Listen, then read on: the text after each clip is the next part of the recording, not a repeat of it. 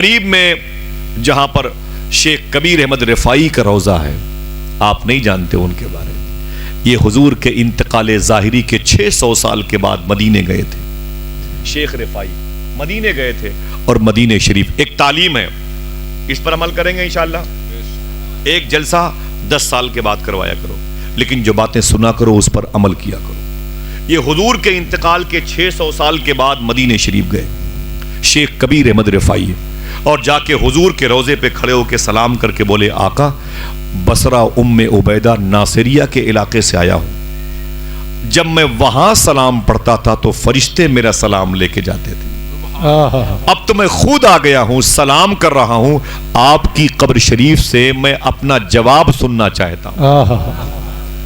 حضور صلی اللہ علیہ وسلم کی بارگاہ نور سے، قبر شریف سے اگر یقین پڑے تو بولنا، خدا کی قسم کبیر احمد رفائی کے سلام کا جواب آیا تھا۔ سبحان اللہ سبحان اللہ سبحان اللہ، اونچی بولے سبحان اللہ۔ اس کے بعد کا جملہ بتا دوں بولے بھائی، معلوم ہے کیا کہا شیخ رفائی نے؟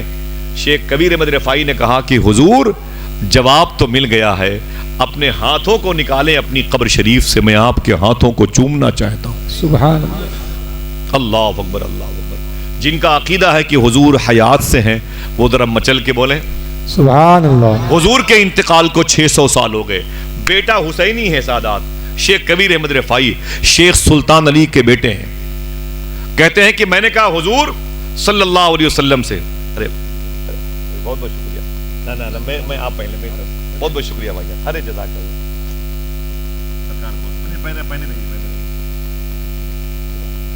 سب محبت ہے، اصل دولہا تو یہی لوگ ہیں ماشاءاللہ، ذرا محبت سے بولے سبحان اللہ۔ بہت بہت شکریہ۔ باتوں کو سنیں، یہ کام کی بات ہے۔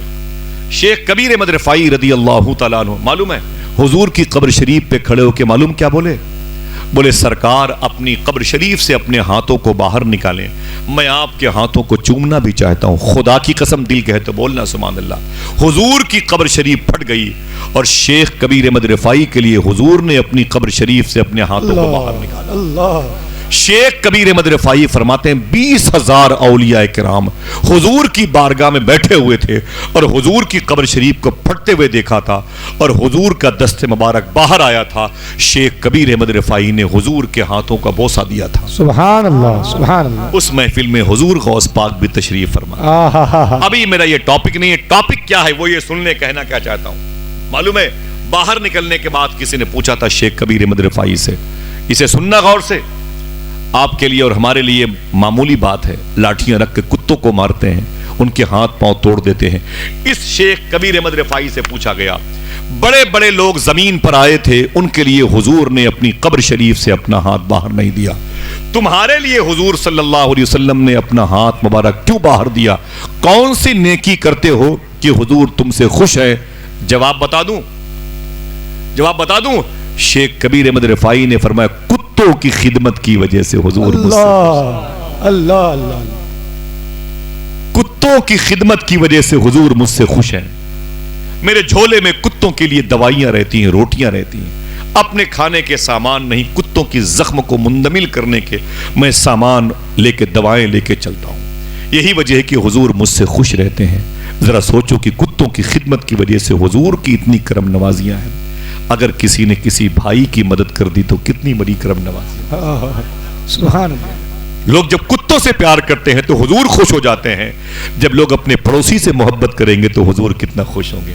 ایک بھائی اپنے سگے بھائی سے پیار کرے گا تو حضور کتنا خوش ہوں گے، ورنہ یہ مار پیٹ کا دور چل رہا ہے، آپس میں لڑ پڑے ہیں۔ کیا کہا شاعر نے؟ دکھ درد اپنے دل کا کسی سے کہے گا کون، آپس میں کٹ مریں گے تو آخر بچے گا کون، ہوں گے نہ ہم تو پھر تمہیں بھائی کہے گا کون، ہوں گے نہ تم تو پھر تمہیں بھائی کہے گا کون۔ سمجھ رہے ہیں آپ؟ اللہ اکبر اللہ اکبر۔ ذرا سوچو کہ جانوروں سے محبتوں کی بنیاد پر حضور کی خوشی مل سکتی ہے، اگر کوئی اپنے بھائی سے پیار کرے تو حضور کتنا خوش ہوں گے۔ سمجھ رہے ہیں آپ؟ دعا کرو یہ محبتیں قائم رہیں، آمین کہہ دو۔ یہ بصرہ کی زمین ہے، حضور صلی اللہ علیہ وسلم۔ میرا ٹاپک سنیے گا، بہت کام کی بات ہے، ان نکاح من سنتی، نکاح میری سنت ہے۔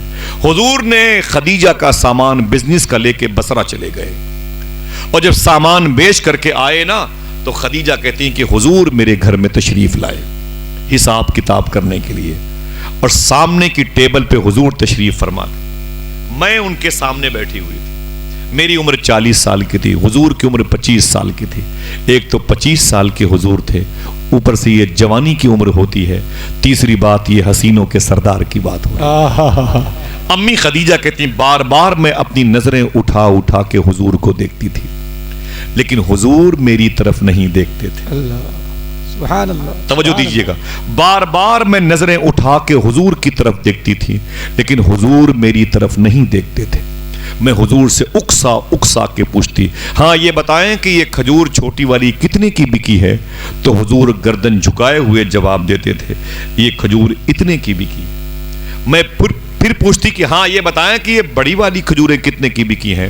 تو حضور گردن نہیں اٹھاتے تھے, نظریں جھکا کے ہی کہتے تھے بڑی والی کھجوریں اتنے کی بکی ہیں.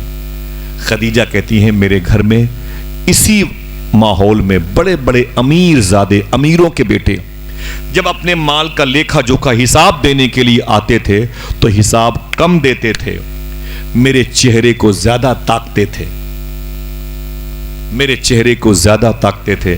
لیکن دیکھنا ہے کہ سبحان اللہ کون کہتا ہے. امی خدیجہ کہتی ہیں لیکن میرا حسن اگر کہیں شکست کھایا ہے تو آمینہ کے لال کے حسن کے آگے